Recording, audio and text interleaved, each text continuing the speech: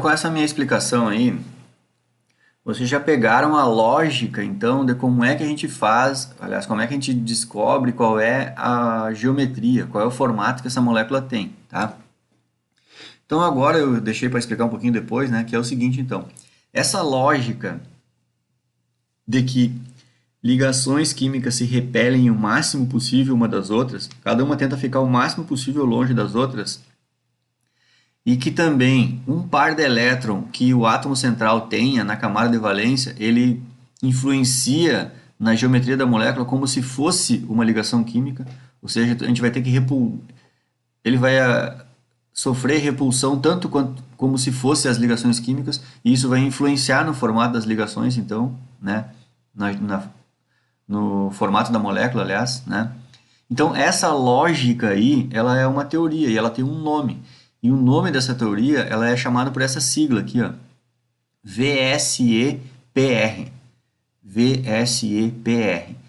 Isso em química, quase todo mundo meio que estuda desse jeito. E a gente em química, a gente apelidou essa siglazinha aqui de Vesper. Embora, quando tu fala Vesper, o E fica antes, né? Só que seria muito complicado falar desse jeito aqui, não consegue.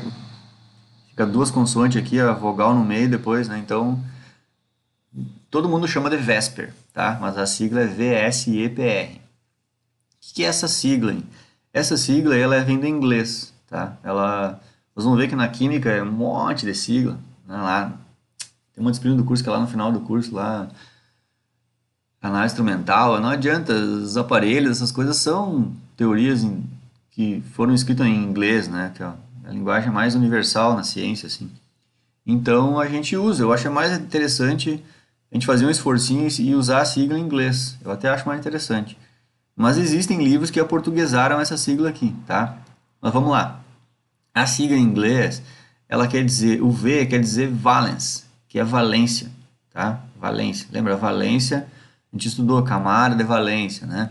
Então, ó, valence, o S é shell. Shell, a tradução é concha, né? No posto shell não é um formato uma concha ali, barbada lembrar. Shell é concha, tá? Então aqui valence shell, aqui o shell na real é concha no genérico, mas é o orbitalzinho assim também, né? Lembram? Uma coisa como é que eu vou dizer, um formato que abrange, digamos assim, a camada de valência, né? Então, ó, valence shell, electron, pair, repulsion. Tá? Então, a valence shell, electron pair, repulsion. E é isso. Aí, para o português, tem uma sigla que eu até nem escrevi aqui, mas se não me engano, é RE, é repulsão do par de elétron da camada de valência. Acho que é REPECV, uma coisa assim.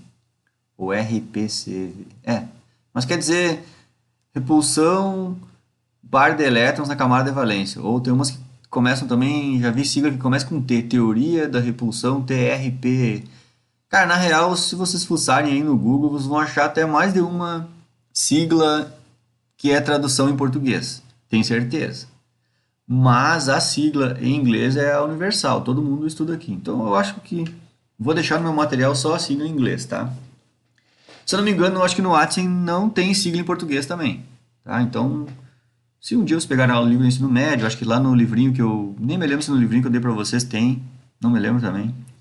Mas eu vou ficar só com essa, o Vesper, tá? Valence Shell Electron Pair Repulsion. O que é o Vesper? O Vesper é isso que eu estou explicando para vocês. Na real, é isso. É saber que as ligações se repelem o máximo possível e que pares de elétrons no átomo central geram repulsão como se fossem ligações. Isso é o modelo Vesper, tá? Valence Shell Electron Pair Repulsion, tá? Agora eu vou seguir então nas próximas explicações. Por exemplo, essa molécula aqui é o átomo central fazendo 5 ligações, né? E ele não tem par de elétron. Mas e se esse átomo central aqui tivesse um par de elétron sobrando? E se ligasse com 4 elementos químicos? Aí então teríamos o átomo central fazendo 4 ligações. Aí tu pensaria, ah não, 4 ligações é tetraedro. Não, o átomo central tem um par de elétron. O tetraedro ele faz 4 ligações, mas o átomo central não tem par de elétron sobrando. Se tem par de elétron sobrando, é como se tu fosse montar um modelinho atômico que nem esse. Tu vai contar 4 átomos e uma das perninhas do teu modelo atômico aqui modelo atômico. Modelo molecular, uma das perninhas do teu modelo molecular seria um par de elétron. Só que o par de elétron, como eu já disse para vocês, a gente não desenha ele no papel, tá? Eu até simbolizei aqui para ser mais didático, né? Mas tu não vai desenhar ele, não, aquilo não é um átomo ligado no átomo central, é um par de elétron do átomo central. Então, ele não fica no desenho, a gente desenha só os átomos, né? Então, o desenho ficaria desse jeito aqui. Então, se tu imaginar que tu tem esse modelo molecular aqui e tu arrancar essa ligação aqui, ó, se eu apagar essa parte aqui, tu passar a borracha aqui, tu acabou de ficar com a gangorra, entenderam? Então, a geometria gangorra, ela é oriunda de um átomo central que faz 4 ligações, só que o átomo central tem um par de elétrons sobrando. E se um átomo central faz 3 ligações, mas ele tem 2 par de elétrons sobrando? Bom, então aqui é a mesma lógica, a gente tem repulsão entre 3 ligações e 2 par de elétrons, isso são 5 coisas. Repulsão entre 5 coisas é a bipirâmide trigonal. Só que da bipirâmide trigonal, 2 dessas coisas são pares de elétrons. Então, se a gente olhar o que sobrou, vai dar o formato em T. Tá?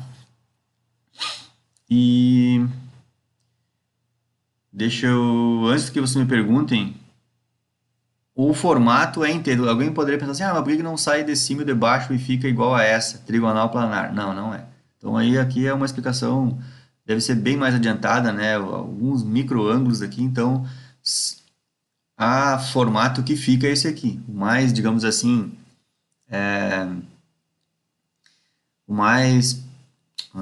o que acontece na natureza é isso.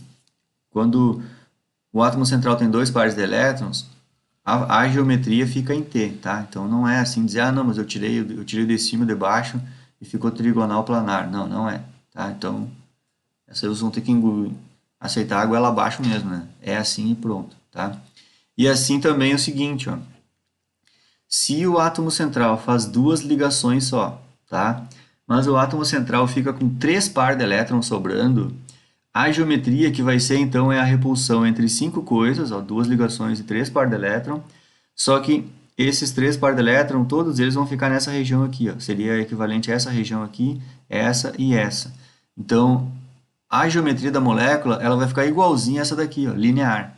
Então, vejam que existem moléculas lineares oriundas de um átomo central que fez 2 ligações e ficou sem par de elétron, só que no mundo existem moléculas que são linear, mas o átomo central fez 2 ligações e tem 3 par de elétron na camada de valência. E a geometria vai acabar sendo linear também. 2 origens para moléculas terem a mesma geometria, entenderam? E aqui é o mesmo discurso que eu fiz aqui, eu vou fazer aqui também. Não dá para pensar assim, ah, eu vou tirar 3, eu vou tirar essa de baixo, essa, e aí a molécula vai ficar angular. Não, não é, entendeu? Então, se tiver o átomo central com 3 par de elétron, a gente não vai gerar uma angular. A gente vai gerar uma linear, tá?